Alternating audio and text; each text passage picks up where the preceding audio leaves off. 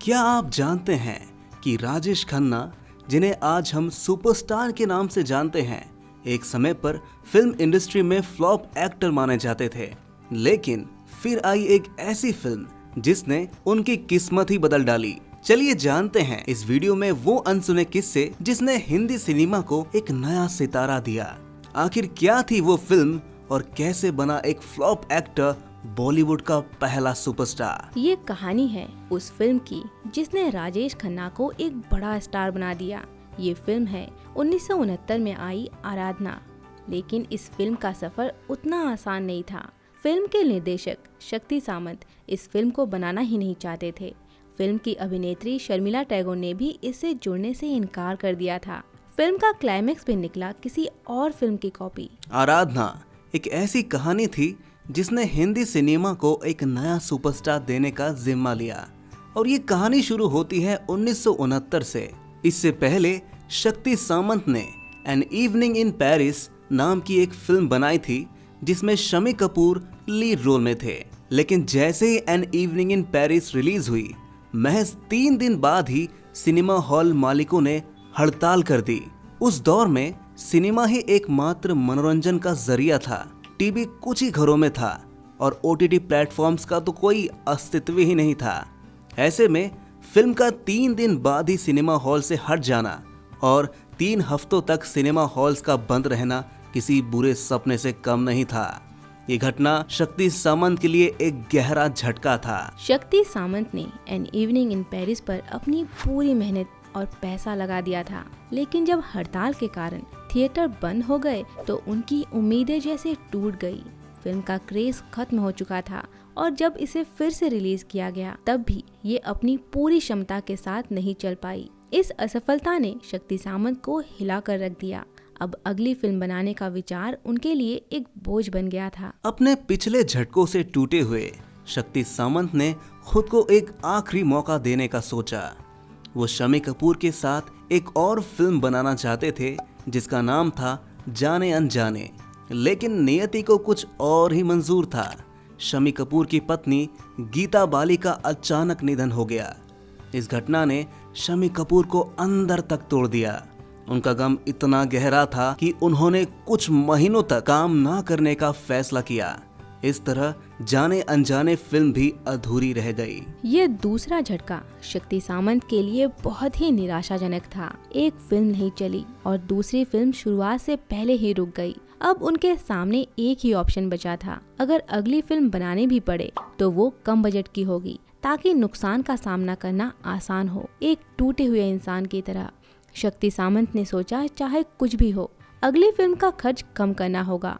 शायद यही एकमात्र रास्ता था जिससे वो अपने नुकसान की भरपाई कर सकते थे। इस जिद ने उन्हें एक ऐसी कहानी खोजने पर मजबूर कर दिया जो भावनाओं से भरी हो लेकिन जिसका बजट कम हो। और इसी खोज में उन्हें मिली एक कहानी आराधना। अब एक और चुनौती उनके सामने खड़ी थी। इस फिल्म में हीरो कौन बनेगा? उन्हें एक ऐसे अभिनेता की जरूरत थी जो कम पैसों में भी काम करने को तैयार हो।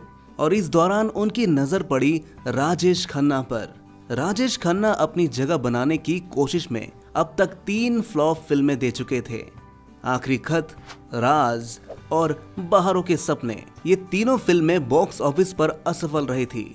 इसके बावजूद शक्ति सामंत को राजेश खन्ना में एक विशेष गुण नजर आया। उन्हें महसूस हुआ कि शायद ये सस्ते बजट का अभिनेता उनकी फिल्म को संजीवनी दे सकता है। जब उन्होंने राजेश से संपर्क किया तो राजेश खन्ना ने तुरंत हामी भर दी। अब उन्हें सिर्फ एक जानी पहचानी हीरोइन की जरूरत थी। फिल्म में हीरोइन का चयन करना सबसे कठिन हो गया। एक ऐसी अभिनेत्री की तलाश थी जो पॉपुलर हो और फिल्म को एक मजबूत किरदार दे सके। उस समय शर्मिला टैगोर का नाम काफी ऊंचाई पर था। उनकी खूबसूरती और अदाओं का जादू लोगों पर छाया हुआ था।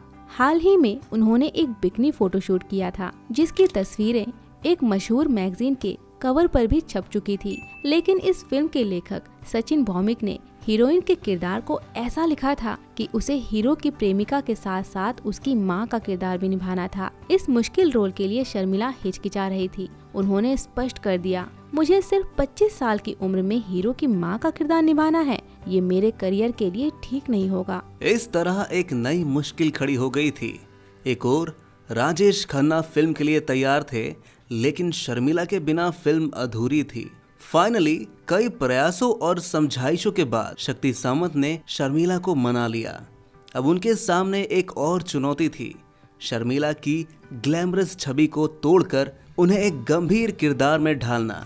फिल्म की कहानी के शुरुआती ड्राफ्ट में राजेश खन्ना का किरदार केवल आधी फिल्म तक ही हीरो के रूप में था, जबकि बाकी फिल्म में उनके बेटे का किरदार किसी और को निभाना था। शक्ति सामंत को विश्वास हो गया था कि ये कहानी लोगों के दिलों को छू लेगी। मुंबई के प्रसिद्ध स्टूडियो में, उनके खुद के स्टूडियो में ये कहानी आकार ले रही थी, जहां आसपास कई फिल्म निर्माताओं और डिस्ट्रीब्यूटर्स के ऑफिस थे। इनमें से एक ऑफिस सुरेंद्र कपूर का भी था, जो अनिल कपूर के पिता थे। सुरेंद्र कपूर ने भी उन दिनों एक फिल्म बनाई थी जिसका नाम था श्रीमान श्रीमती। उन दिनों निर्माता अपनी फिल्में अपने साथियों, डायरेक्टर्स, प्रोड्यूसर्स को दिखाते थे ताकि उनकी राय मिल सके। एक दिन जब आराधना की शूटिंग शुरू होने ही वाली थी, सुरेंद्र कपूर शक्ति सामंत के पास आए। उन्होंने कहा कि उनका एक फिल्म है जिसका नाम श्रीमान श्रीमती है और वे चाहते थे कि शक्ति सामंत उसे देखे और अपनी राय दें। शक्ति सामंत ने फिल्म देखी, लेकिन जो उन्होंने देखा उससे उनके होश उड़ गए। श्रीमान श्रीमती के क्लाइमैक्स में वही सब कुछ था जो वो आराधना में दिखाने वाले थे। उन्हें लगा कि जैसे कहानी हाथ से निकल गई हो। उन्होंने सुरेंद्र कपूर से पूछा कि इस फिल्म की कहानी किसने लिखी है। जवाब मिला, सचिन भौमिक। शक्ति सामंत ने सीधे अपने स्टूडियो का रुख किया और सचिन भौमिक से इस बारे में बात की। सचिन ने सफाई दी कि दोनों कहानियां पूरी तरह से एक जैसी नहीं हैं, बस कुछ हिस्से मिलते जुलते हैं। लेकिन शक्ति सामंत की उम्मीदें अब टूट चुकी थीं। अब शक्ति सामंत एक गहरी उलझन में थे। वो एक सस्ती फिल्म बना रहे थे और उसकी कहानी भी अब एक तरह से चोरी जैसी महसूस होने लगी थी। उनके मन में निराशा का अंधेरा छा गया। एक शाम वो अपने स्टूडियो के लॉन्च में अकेले टहल रहे थे। उसी समय वहाँ दो लेखक गुलशन नंदा और मधुसूदन केलकर पहुँचे। फिल्म इंडस्ट्री में ऐसी मुलाकातें अक्सर होती रहती थी, जहां लोग एक दूसरे के साथ बैठकर बातें कर लेते थे। शक्ति सामंत ने अपने टूटे हुए दिल की कहानी दोनों लेखकों के सामने रख दी।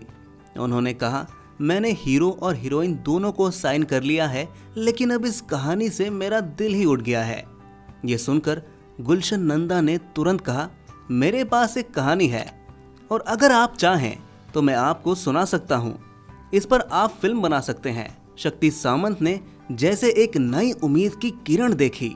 गुलशन नंदा की बात पर तीनों उनके ऑफिस गए और गुलशन ने अपनी कहानी सुनाई। कहानी इतनी जबरदस्त थी कि शक्ति सामंत ने उसी पल फैसला कर लिया कि वो इस पर फिल्म जरूर बनाएंगे। ये वही कहानी थी जो बाद में कटी पतंग के नाम से बनी। फिलहाल शक्ति सामंत के लिए आराधना बनाना जरूरी था, लेकिन शक्ति सामंत चाहते थे कि कहानी में कुछ बदलाव किए जाए ताकि ये श्रीमान श्रीमती से अलग दिखे। गुलशन नंदा और मधुसूदन केलकर ने कहानी में कुछ जरूरी बदलाव किए और साथ ही सुझाव दिया कि राजेश खन्ना को डबल रोल में रखे, यानी बाप और बेटा दोनों रोल में राजेश खन्ना ही रहे। शक्ति सामंत इस सुझाव से सहमत हो गए और अंततः कहानी को अंतिम रूप दिया गया। इसके बाद फिल्म की शूटिंग शुरू हुई।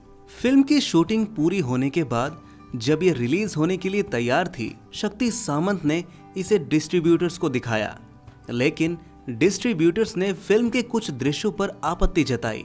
फिल्म में राजेश खन्ना शर्मिला टैगोर को कुछ सीन में मां कह रहे थे और कुछ सीन में उनके साथ रोमांस कर रहे थे।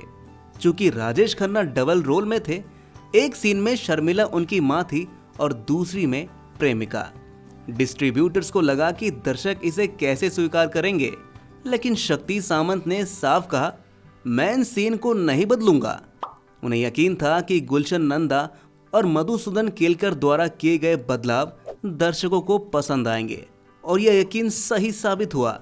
आराधना को पहली बार दिल्ली में 30 अक्टूबर 1969 को रिलीज किया गया और पहले हफ्ते में ही ये फिल्म सुपर हिट हो गई। जब फिल्म मुंबई में रिलीज हुई तब तक राजेश खन्ना का सितारा चमकने लगा था और वो एक सुपरस्टार बन गए थे।